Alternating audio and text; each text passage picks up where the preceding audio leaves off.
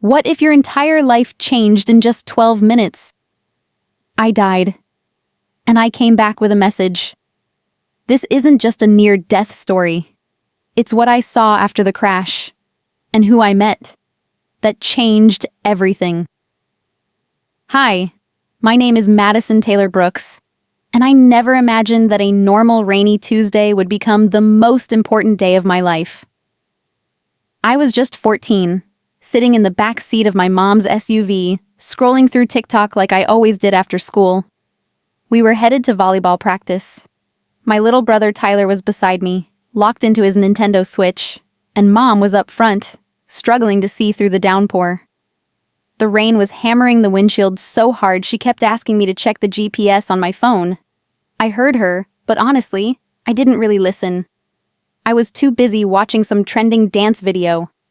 And then it happened. A semi-truck came out of nowhere. I heard my mom scream. Tyler dropped his game console. My phone slipped from my hands as the car suddenly spun. Once, twice, 3 times. Across 3 full lanes of Highway 29. The sound was unbearable. Metal twisting, glass exploding, tires screeching, and then silence. Complete silence. The next thing I remember wasn't pain. It wasn't fear. It wasn't even the chaos around me. It was nothing. Just stillness. Like someone hit pause on the entire world. And then, I was floating. Somehow, I was above the crash site, looking down at what had just happened. I saw the twisted metal, the flashing ambulance lights, people running toward the wreck. I saw my own body, my favorite blue volleyball shorts, torn. My face covered in blood. Mom was being held back by a firefighter, screaming my name. Tyler was already being rushed into an ambulance. I tried to call out to her, "Mom, I'm okay, I'm right here." But she couldn't hear me. No one could. And that's when I knew, this wasn't just a dream. Something bigger was happening.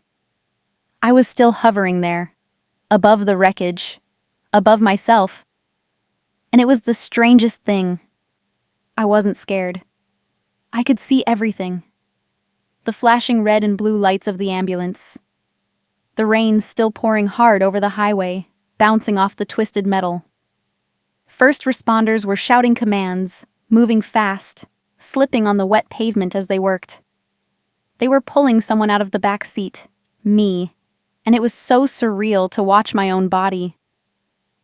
My hair was matted to my face, soaked in rain and blood. My leg was bent in a way that didn't look right, but somehow I didn't feel the pain. I didn't feel anything, just this strange weightlessness, like I wasn't connected to it anymore. I watched my mom collapse to her knees, screaming my name, her hands clutching the arms of a firefighter who wouldn't let her run toward me. I saw Tyler's face through the ambulance window. Pale, in shock, his little hand reaching out even though he couldn't see me. I shouted again, "Mom, I'm okay. I'm here." Nothing, not even an echo. That's when everything around me started to dim. The lights, the sound, the people. The entire highway began to fade like a scene in a movie slowly dissolving. Even the cold rain disappeared. And then, the light came. It wasn't a spotlight. It wasn't a beam from the sky. It was more like everything just turned to light, like I was being pulled gently into something warm and comforting. There was no fear, no confusion, just this peace that wrapped around me like a blanket fresh out of the dryer. And somehow, I knew I wasn't going to be alone. Wherever I was going next, it wasn't Earth anymore. I don't know how long I floated in that light. It felt like seconds and centuries at the same time. And then, I wasn't floating anymore. I was standing. The ground beneath me wasn't really ground. It was like walking on light itself. Everything glowed, but nothing hurt my eyes. It was warm and alive, like the sun on your skin after a long winter. And then, I saw him, Jesus. But not the way you see in paintings or church windows, not soft or distant. He was real, solid. And yet, light poured out of him like a sunrise in human form. He didn't look through me. He looked into me. Like he knew every single thing I had ever done, every thought I'd hidden, every bad decision, every cruel text, every time I chose my phone instead of real life. But here's the part that still brings me to tears. He didn't look disappointed. He looked like he loved me, fully, instantly, unconditionally. Not because I earned it, not because I was perfect, just because I was his.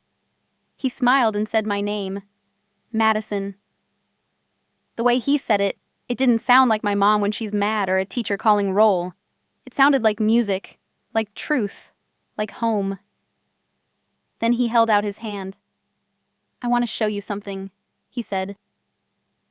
And the moment I took it, the scene around us shifted. We were suddenly in a massive space, like a room with no walls, no ceiling, just endless floating screens. Thousands of them, maybe millions. Each screen showed a child or teen, some my age, others younger or older. All of them were looking down, at phones, tablets, laptops, faces blank, eyes dull, scrolling, swiping, tapping. What is this? I asked. Jesus looked at the screens, his expression filled with something between sorrow and love. This, he said, is what I see. Every day. We walked through that endless room of floating screens. I didn't even have to ask. Jesus knew I had questions. On each screen I saw a kid just like me. Some were laughing at memes. Some were zoned out, scrolling endlessly. Some were crying, completely alone, even though they were surrounded by followers, comments, and emojis. But the worst part? They weren't alone. Each kid had dark, shadowy figures lingering near them, whispering, constantly. Their mouths never stopped moving, but I couldn't hear the words at first, just this low hum like static. Their presence made the whole space feel heavy. I moved closer to one screen. A girl around my age was curled up in her bed, scrolling through Instagram. Her eyes were swollen from crying. And around her neck, a chain, a real chain, heavy, thick. And at the end of it, her phone. Each time she swiped, the shadows added another link to that chain. She believes she's not enough, Jesus said gently. Because of what she sees on that screen. She thinks she has to look like them, be like them. And she never feels like she measures up. I felt a lump in my throat. Because that was me too. I remembered crying over not being invited to a party. I remembered staring at other girls' perfect lives, wondering what was wrong with mine. I whispered, but that's not true. She matters. Jesus nodded. She does, but she can't hear the truth anymore. The lies are louder. We walked farther. One boy, maybe 12, was playing a violent video game. His eyes were sunken. His hands moved like a machine. And the shadows around him? Growing. Feeding off every kill on the screen. He hasn't slept more than 4 hours a night in years, Jesus said. The game was built to hook him, to numb him. And it's working. I wanted to scream. I wanted to pull them away. But they couldn't see me. They didn't even know they were trapped. That, Jesus said, is the enemy's greatest trick. Chains no one sees, prisons no one recognizes. Jesus paused, then turned to me. Madison, he said, do you know how many hours of your life have been spent in front of a screen? I froze. I'd never really thought about it. I mean, everybody's on their phones, right? It's just normal. But then he lifted his hand, and in front of us appeared something like an hourglass. Except instead of sand, it was filled with tiny glowing moments, my moments. And as I watched, I began to recognize them. There I was, sitting on the couch, half listening to my grandma tell me stories from her childhood, while I was glued to YouTube. There I was, missing a breathtaking sunset on our family vacation, because I was taking selfies with filters instead of actually looking at it. There I was, scrolling through TikTok for hours while my little brother sat beside me with a board game, just hoping I'd notice him. So many scenes, one after another, and every single one of them had something in common. I wasn't really there. Then Jesus spoke again, softly but clearly. 8,422 hours. That's how long you've spent staring at screens. More than a full year of your life. Gone. My stomach dropped. I started to do the math in my head, but it didn't matter. What hit harder wasn't the number. It was the reality of what I'd missed. The life I never lived because I was too busy chasing likes, laughs, and distractions. And the truth is, I thought I was connected. I thought I was living. But I wasn't. I was just existing with my head down, letting time slip by one swipe at a time. That's when I realized, this wasn't just about me. This was a warning. And I wasn't ready for what Jesus was about to show me next. The light faded, the warmth disappeared, and then came the pain. Sharp, hot, everywhere. I couldn't move, couldn't breathe. Alarms were going off, voices yelling, beeping machines. It was chaos. Someone shouted, "She's back! We've got a pulse."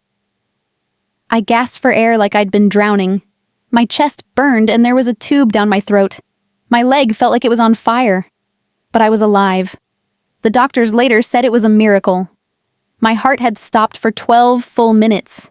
They expected brain damage, memory loss, something. But the scans were clean. My vitals returned to normal. They couldn't explain it. But I could. For 3 days, my mom cried at my bedside. Dad flew back from a work trip and refused to leave the hospital room once he got there. Tyler made me a get well card that said, "Best sister ever." I'd been kinda mean to him lately. That broke me. And when they finally took the breathing tube out, the first thing I said was, "Where's my phone?" Everyone froze. Mom looked surprised. "It was destroyed in the crash," she said. And then, I cried. But not because I missed it. I cried because I was relieved. It was gone. The chain was broken. When I finally got home, I couldn't hold it in anymore. I asked everyone to sit down. No devices, no distractions. Then I told them everything. About Jesus. About the screens. About the shadows and the hours we'd all lost. I expected them not to believe me, but they did. Because something in me had changed, and they could feel it. We got a basket for phones. Every night during family time, they go in there. Fridays became board game nights again. Mom deleted half her social media apps. Dad stopped bringing his laptop home from work. Tyler still games, but only for an hour, and now we play together. Our home feels lighter, quieter, real. And for the first time in a long time, it feels like we're really living again. I don't have all the answers. I'm not a preacher, not a prophet. I'm just a 14-year-old girl who died for 12 minutes and came back different. But I know what I saw, and I know what I felt. So if you're watching this, please, hear me out. Put the phone down, not forever. Not because technology is evil, but because sometimes we forget what it's stealing from us. Be present with your family, your friends, with yourself. Listen to what's around you, to what's real, to the quiet voice you keep ignoring, because chances are that voice is God trying to reach you. Don't let the noise win. Don't let the highlight reels and toxic comparisons rob you of joy. Don't let your worth be defined by likes, views, or followers, because you are so much more than that. The enemy wants you distracted, isolated, addicted, but Jesus, he wants you whole. I used to think scrolling made me feel connected, but really, it made me feel alone. Disconnected from the people right in front of me, and from the one who made me. Now, I'm learning to look up, to breathe, to be. It's not always easy. The habit is strong. Sometimes I still catch myself reaching for a screen out of boredom or fear. But now I can feel it. I see the chains, because Jesus opened my eyes. So this is my message. The reason I came back. If you're a parent, your kids need you to be brave. Set the boundaries they can't. Create space for silence, for presence, for faith. And if you're my age, know this. You're not missing out by stepping away. You're coming back to life. I died for 12 minutes and came back to tell you this. Look up. He's waiting to show you what really matters. And time is running out.